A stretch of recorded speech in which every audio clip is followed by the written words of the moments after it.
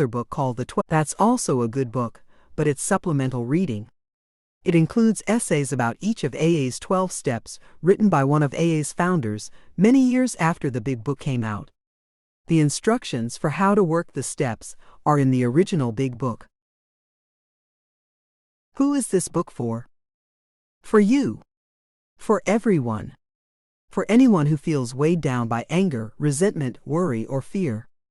For anyone who knows they're not being their best self, but who can't figure out how to do better. For anyone engaging in a harmful behavior they can't stop. For anyone who would like to harness the power of the 12 steps, regardless of how they identify. How to use this book.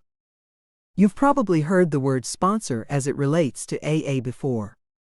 A sponsor is someone who suffers from the same problem you do, who has found a solution to that problem, and who's willing to share that solution with you. A good AA sponsor will help you work through the 12 steps to find a solution like the one they found, while also allowing you to have your own journey. If you identify with an existing 12-step program, you can go to meetings where you may find a sponsor, but not all sponsors will work the steps with you in this way. Some modern-day sponsors act more like parents or counselors, or mini-dictators. When choosing a sponsor, be sure to talk to them about what kind of step work you'll be doing together. But since you picked up a book called 12 Steps for Your Non-Addicted Life, I'll assume you don't identify with any existing 12-step program. Luckily, the Big Book was originally written to reach alcoholics who didn't have access to AA meetings. It's meant to be a self-help book, and so is this. You can work the 12 steps without having a group to attend. That said, there are 2 steps, namely 5 and 10, that require a second person, someone who'll listen to you and give you appropriate feedback. Ideally, this shouldn't be someone with whom you have an intimate relationship. You can't work through your resentments against your significant other with your significant other, for obvious reasons.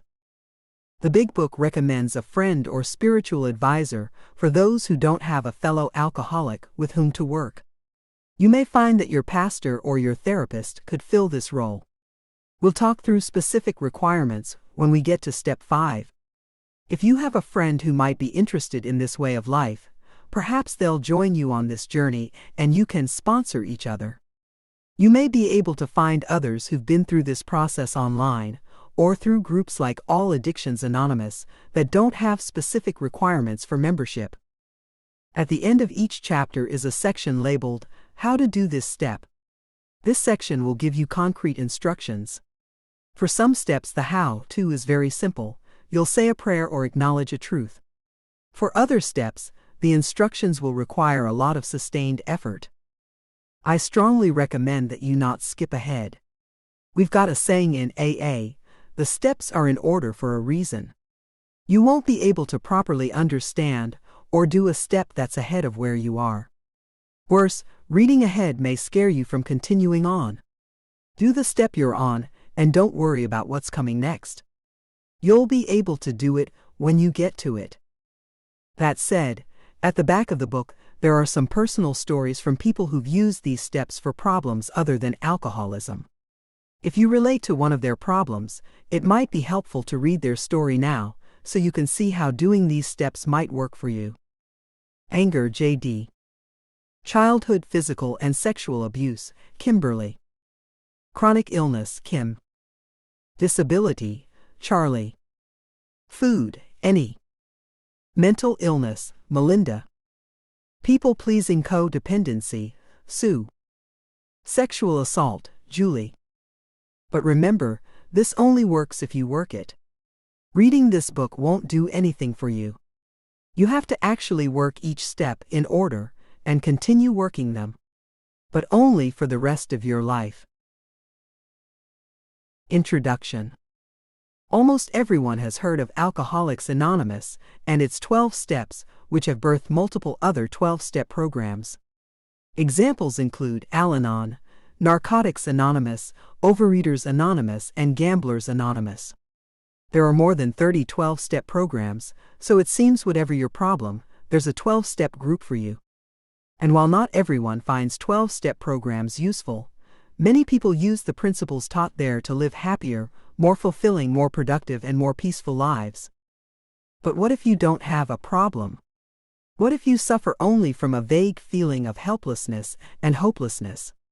What if the dissatisfaction in your life can't be traced to any specific behavior or substance, yet you still find yourself suffering from one or more of what the Big Book of Alcoholics Anonymous calls the bedevilments? We were having trouble with personal relationships, we couldn't control our emotional natures, we were a prey to misery and depression, we couldn't make a living, we had a feeling of uselessness, we were full of fear, we were unhappy, we couldn't seem to be of real help to other people. In fact, the 12 steps make very little reference to alcohol. They're more about addressing the bedevilments. That's why they've been so easily adapted to problems other than alcoholism, and why they could work for you, a non-addicted person. Here are the original 12 steps as published by Alcoholics Anonymous. We admitted we were powerless over alcohol, that our lives had become unmanageable. Came to believe that a power greater than ourselves could restore us to sanity. Made a decision to turn our will and our lives over to the care of God as we understood Him. Made a searching and fearless moral inventory of ourselves. Admitted to God, to ourselves, and to another human being the exact nature of our wrongs. We're entirely ready to have God remove all these defects of character. Humbly asked Him to remove our shortcomings. Made a list of all persons we had harmed, and became willing to make amends to them all. Made direct amends to such people wherever possible, except when to do so would injure them or others. Continued to take personal inventory, and when we were wrong, promptly admitted it. Sought through prayer and meditation to improve our conscious contact with God as we understood Him, praying only for knowledge of His will for us and the power to carry that out. Having had a spiritual awakening as the result of these steps, we tried to carry this message to alcoholics and to practice these principles in all our affairs. You'll notice that only the first and last steps make any mention of alcohol, and that even those reference alcohol in only half of the step. That leaves 10 full steps and 2 half steps for a non-addicted person to work with, which means that you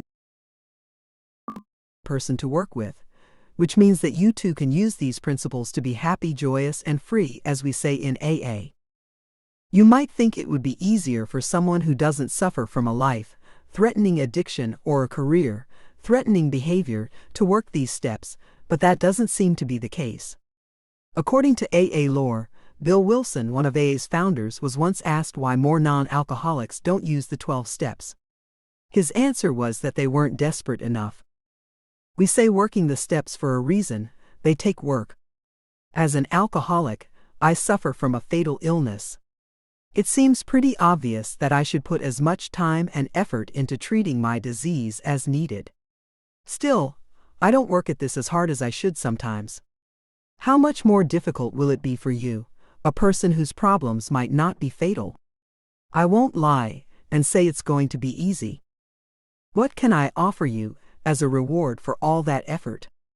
Only a warning that in order to continue to receive the benefits, you have to keep doing the work for the rest of your life. Sorry.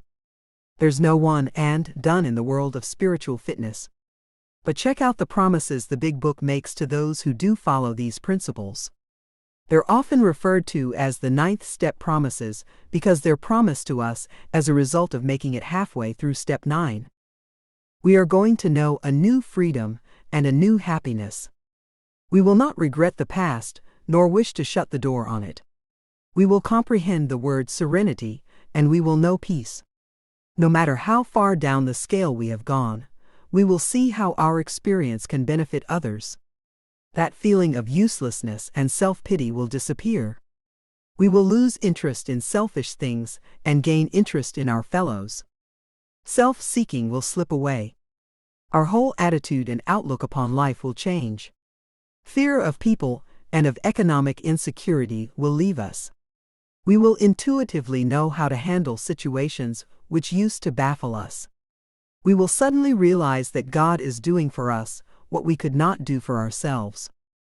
These promises, which are from pages 83 and 84 in the Big Book, are often read at the end of AA meetings, which means I'd heard them a lot before I started working the steps myself, and then heard them even more during the many months I spent getting from step 1 to halfway through step 9. I'd heard them so often, I developed the habit of zoning out while they were read. What did those promises mean to me? I'd been hearing exaggerated or outright untrue promises in the form of advertising my whole life. I'd come to AA because I needed to stop drinking. There was no need for them to try to sell me a bunch of extraneous malarkey. How was fear of economic insecurity going to leave me? Does it ever leave anyone? Could the Big Book really promise me that working the 12 steps would remove my tendency to wallow in self-pity? Or that regret for my wasted past could ever be removed? Those weren't promises that could be kept, so why make them? Then one day, after I'd been working on my 9th step amends for a while, when peace and happiness had come to me, I heard those promises like I was hearing them for the first time and started crying. I cried because they were true. The promises weren't representational or metaphorical. They were literally true. As an alcoholic, my life depends on working with others, on passing the message that has been freely given to me on to other alcoholics. When you've been given a gift this precious, how can you not share it? It's my wish that everyone should have a chance to get what I got, to be freed from their bedevilments, and to live in the promises. That's why I've written this book. We have a saying in AA, it works if you work it. You can have what I found. You don't need to be an alcoholic to benefit from these steps, and you don't need to hit rock bottom before starting to dig yourself out. You will need willingness, honesty, and open-mindedness, which the Big Book describes as the essentials of recovery. Do you need a recovery? Only you can decide if you're tired enough of your current way of life to put the effort into changing it. As we say in AA, how free do you want to be? Step 1. Step 1 says, we admitted we were powerless over alcohol, that our lives were unmanageable. What are you powerless over? Many 12 Steps programs center around a particular substance or behavior, such as alcohol, drugs, gambling, or sex, but not all of them. Here are some other examples. Co-Dependence Anonymous. We admitted we were powerless over others. Depression Anonymous. We admitted we were powerless over depression. Emotions Anonymous. We admitted we were powerless over our emotions. Workaholics Anonymous. We admitted we were powerless over work. I have a lot of friends in Al-Anon, the group that supports people affected by other people's substance abuse, and many of them say, although this isn't the official Al-Anon first step, that they're powerless over people, places, and things. Can you relate to any of that? I relate to all of that. I'm powerless over pretty much everything, as it turns out. The only thing I have power over is myself, and even that's pretty limited. You'd think I would have power over my behavior, but sometimes I don't. With respect to alcohol, I definitely don't, but my limitations don't stop there. The Big Book tells us that although we might have philosophical and moral convictions galore, we could